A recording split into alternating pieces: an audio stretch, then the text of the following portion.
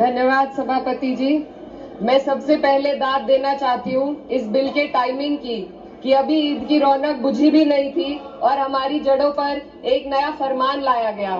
पहले उत्तर प्रदेश में मुसलमानों को नमाज पढ़ने पर रोक लगाई और फिर सौगात में ये बिल लाया गया।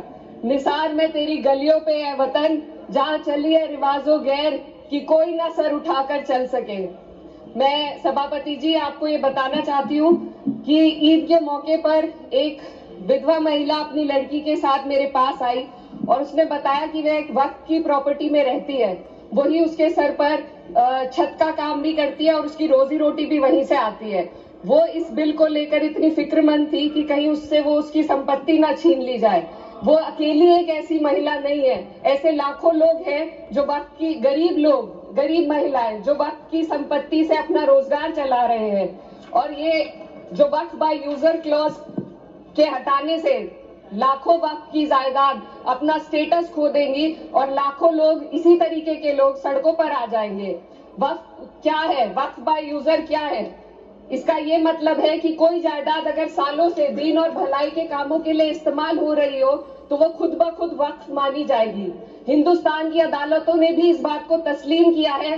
वक्फ बाय यूजर सिर्फ वक्फ बोर्ड को ही मिली कोई खास सौगात नहीं है, ये बल्कि सभी अन्य धार्मिक ट्रस्टों को परंपरा और यूज के आधार पर बिना किसी डॉक्यूमेंटेशन के धार्मिक चरित्र को डिक्लेयर करने का राइट मिला हुआ है। भारत के संविधान के आर्टिकल 13 क्लॉज 3 में कस्टम और यूसेज को कानूनी वैधानिकता प्रदान करता है। इसी आर्टिकल से वक्फ बाय यूजर भी निकला गया है। इस बिल के कानून बनने पर वक्फ बोर्ड तो इस प्रोविजन से हाथ धो बैठेगा, लेकिन अन्य धार्मिक ट्रस्टों को यह सुविधा जारी रहेगी। इससे भारतीय संविधान के आर्टिकल 14 और 15 का सीधा उल्लंघन है, जो धर्म और जाति के आधार पर भेदभाव और कानून के सामने सभी की बराबरी पर जोर देता है। मैं इसके साथ ये भी कहना चाहती हूँ कि सत्ता के लोग जो एक दूसरे की पीठ थपथपा रहे हैं कि वक्फ बाय यूजर का जो अमेंडमेंट इन्होंने दिया उसको एक्सेप्ट कर लिया गया है, लेकिन इनकी शरारत यह है कि उसके साथ ही एक ऐसा प्रोवाइजो इसमें शामिल किया गया जिसके आधार पर यह कहा गया है कि अगर कोई भी वक्फ की संपत्ति विवादित हो तो वो अपना वक्फ स्टेटस खो देगी। तो जो अमेंडमेंट इन्होंने दिया है, जिसको एक्सेप्ट कर लिया गया है, उसका कोई मतलब नहीं है। ये इनकी नीयत है जो साफ जाहिर हो रही है। सोने पर सुहागा एक काम और किया है। सरकार ने वक्फ की कानून के सेक्शन 107 को हटाकर लिमिटेशन एक्ट में 12 साल तक ही किसी के खिलाफ अदालत में जाने का प्रोविजन है। सेक्शन 107 में बोर्ड को लिमिटेशन एक्ट से राहत मिली हुई थी। वक्फ बोर्ड कभी भी अवैध कब्जाधारियों के खिलाफ अदालत जा सकता था। अगर ये सेक्शन ना हो तो अवैध कब्जा करने वाले लोग कानूनी प्रक्रिया का फायदा उठाकर वक्फ की प्रॉपर्टी को हड़प सकते हैं। अन्य धार्मिक ट्रस्टों पर भी ये लिमिटेशन एक्ट लागू नहीं होती, तो फिर वक्फ बोर्ड के साथ ये सौतेला रवैया क्यों किया जा रहा है?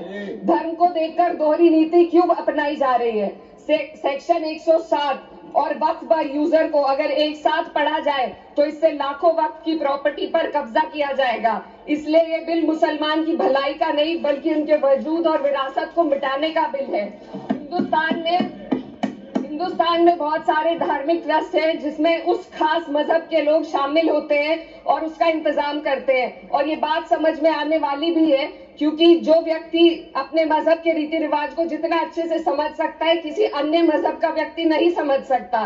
आर्टिकल 26 क्लॉज 2 के तहत धार्मिक संप्रदाय को अपने मजहबी इदारों के एडमिनिस्ट्रेशन का हक देता है, लेकिन वक्फ बोर्ड के बारे में इसको उल्टा किया जाए। Sir 2 minute sir please 2 minutes.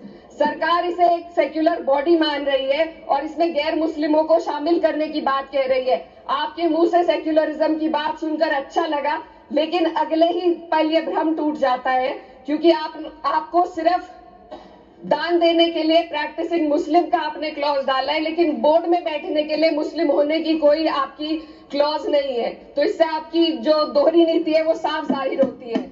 ये वही सरकार है जिसने राम जन्मभूमि ट्रस्ट में ये लिख दिया कि जिला अधिकारी भी अगर होगा तो हिंदू होना चाहिए। कोई मुझे बताए कि वहां पर सेक्युलरिज्म का रस क्यों नहीं घोला गया? सर आखिर में मैं अपनी बात को खत्म करने से पहले महिलाओं का मुद्दा बार बार उठाया जा रहा है। सरकार का कहना है कि बोर्ड में मुस्लिम महिलाओं को रिप्रेजेंटेशन देंगे। इस कानून से पहले भी मुस्लिम महिलाएं बोर्ड में मेंबर रह चुकी हैं और मिनिमम 2 का प्रोविजन था, उससे ज्यादा भी हो सकती थी। सर, मैं ये कहना चाहती हूँ कि सरकार ने महिलाओं के लिए ऐसा कौन सा नया काम किया जिसका ढिंडोरा सरकार का हर सदस्य पीट रहा है। इस बात की तायीद अगर आपकी तरफ से कोई मुस्लिम महिला करती तो आप उसका यकीन भी करते, लेकिन अफसोस आपकी इतनी लंबी कतार में एक भी मुस्लिम महिला नजर नहीं आती है। महिला नहीं है, एक महिला। सर, मैं खुद एक मुस्लिम महिला हूँ, मैं माइनॉरिटी महिला हूँ। इस सदन में हम सिर्फ 2 महिलाएं हैं और उस नाते से मैं ये बात कहना चाहती हूँ कि इस बिल के माध्यम से मुस्लिम महिलाओं को कुछ नहीं मिल रहा है, ये हमें कुछ नहीं देना चाहते, सिर्फ टोकनिज्म हमारे नाम पर बनाकर एक नैरेटिव मीडिया में चलाना चाहते हैं। तो ये बिल मुसलमान की